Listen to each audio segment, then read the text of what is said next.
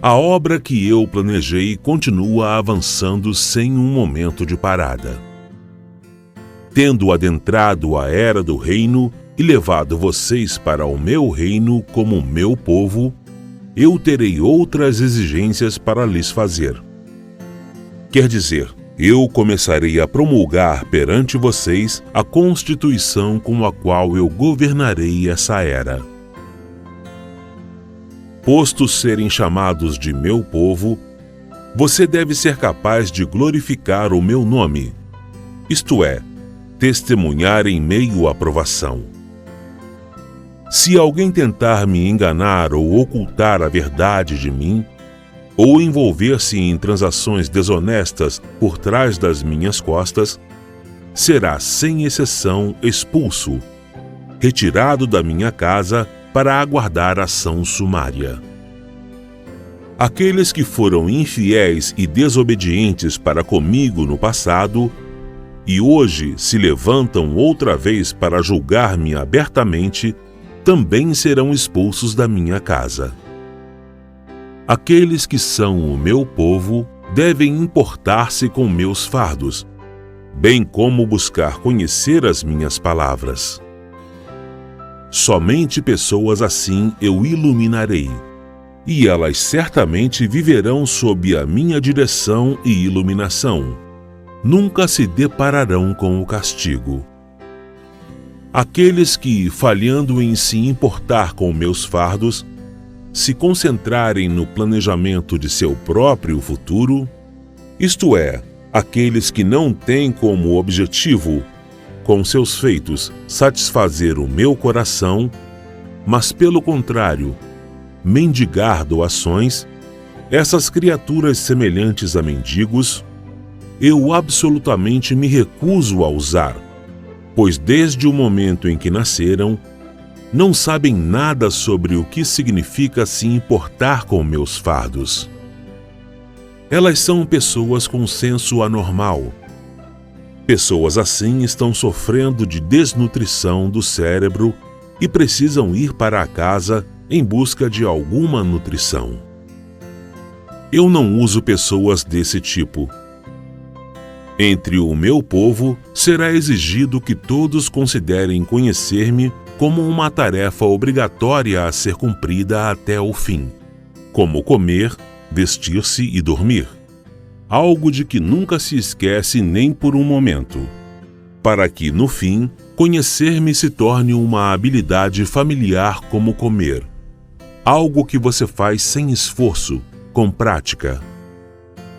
Quanto às palavras que eu profiro, cada uma delas deve ser compreendida com a máxima certeza e plenamente assimilada. Não pode haver meias medidas superficiais. Qualquer um que não prestar atenção às minhas palavras será considerado como opondo-se diretamente a mim. Qualquer um que não come as minhas palavras ou não busca conhecê-las, será considerado como não dando atenção a mim e será varrido para fora da porta da minha casa. Porquanto, conforme eu havia dito anteriormente, o que eu desejo não são muitas pessoas, mas algumas poucas selecionadas. Dentre centenas de pessoas, se apenas uma me conhecer por meio das minhas palavras, então eu, de bom grado, lançarei mão de todas as demais para focar no esclarecimento e iluminação dessa única pessoa. A partir disso, vocês podem ver que não é necessariamente verdade que grandes números, por si só, consigam manifestar a mim, viver de mim. O que eu quero é o trigo, mesmo que os grãos não estejam cheios, e não joio, mesmo que os grãos estejam cheios o bastante para chamar a atenção. Com relação àqueles que não se importam em buscar, mas em vez disso, comportam-se de maneira negligente, eles devem ser deixados à sua própria vontade.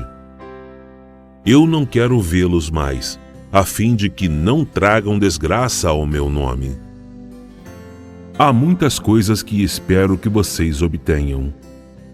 Contudo, suas ações e toda a vida de vocês não são capazes de atender inteiramente minhas demandas, de modo que não me resta outra coisa senão ir diretamente ao ponto e explicar-lhes minha vontade. Dado que seu discernimento é pobre e sua apreciação é igualmente pobre, vocês ignoram praticamente por completo o meu caráter e a minha substância. Tratando-se, portanto, de assunto urgente, informá-los a respeito. Não importa quanto você entendeu até agora dessas questões, ou se está mesmo disposto a tentar entendê-las, eu devo ainda explicá-las com detalhes para vocês. Essas questões não lhes são totalmente estranhas, mas parece que vocês não entendem ou não têm familiaridade com o significado contido nelas. Muitos de vocês têm apenas um entendimento vago, que além disso é parcial e incompleto. Visando ajudá-los a praticar melhor a verdade, isto é, a melhor colocar minhas palavras em prática, penso que é dessas questões que vocês têm de se inteirar primeiro. Caso contrário, a fé que vocês têm permanecerá vaga, hipócrita e repleta dos adornos da religião. Sem entender o caráter de Deus, será impossível para você realizar a obra que você deveria realizar para Ele. Sem conhecer a substância de Deus, será impossível para você mostrar-lhe reverência e temor. Em vez disso, demonstrará superficialidade negligente e prevaricação, além de blasfêmia incorrigível. Embora compreender o caráter de Deus seja de fato importante e conhecer a substância de Deus é algo que não possa ser desprezado, ninguém jamais examinou por completo essas questões ou mergulhou nelas. Salta aos olhos que todos vocês dispensaram os decretos administrativos que promulguei. Se vocês não compreenderem o caráter de Deus, facilmente ofenderão seu caráter. Uma ofensa como essa equivale a deixar o próprio Deus irado, e o resultado final de suas ações equivale a uma transgressão dos decretos administrativos. Agora, você deveria perceber que entender o caráter de Deus advém de conhecer sua substância, e do entendimento do caráter de Deus advém do entendimento dos decretos administrativos. Certamente muitos dos decretos administrativos têm a ver com o caráter de Deus, mas esse caráter não foi expresso integralmente neles. Em consequência, vocês devem dar um passo adiante para chegar a uma compreensão mais avançada do caráter de Deus.